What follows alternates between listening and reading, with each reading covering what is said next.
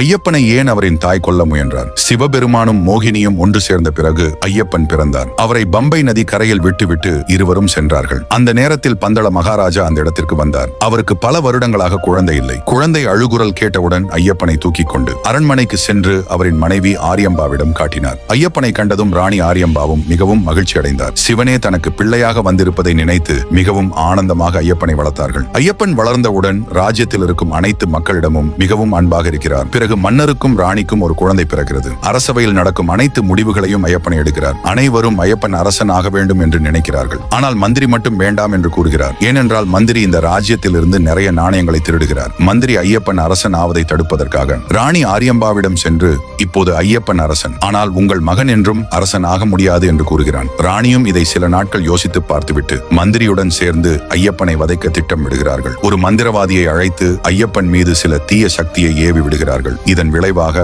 ஐயப்பன் உடல் முழுக்க நோய் தொற்று ஏற்பட்டு முடங்கி படுக்கையில் படுகிறார். மருத்துவர்கள் அனைவரும் முயற்சி செய்தும் ஐயப்பனை குணப்படுத்த முடியவில்லை. சிவபெருமானே ஐயப்பன் முன் தோன்றி அவர் உடல் நோயை குணப்படுத்துகிறார். மீண்டும் ஒரு திட்டம் தீட்டி ராணி உடல் சரியில்லாதது போல் நடித்து படுக்கையில் படுகிறார்கள். மன்னர் கவலையில் இருக்கும் பொழுது அமைச்சர் ஒரு மருத்துவரை அழைத்து வந்து மன்னரிடம் ராணியை காப்பாற்ற புலிப்பால் வேண்டும் என்று கூறுகிறார். மன்னர் கண்கலங்கி நின்றவுடன் ஐயப்பன் தந்தையே, நான் செல்கிறேன் என்று கூறுகிறார். மன்னருக்கு மனமில்லை என்றாலும் ஐயப்பன் மீது உள்ள நம்பிக்கையினால் சம்மதம் கூறுகிறார்.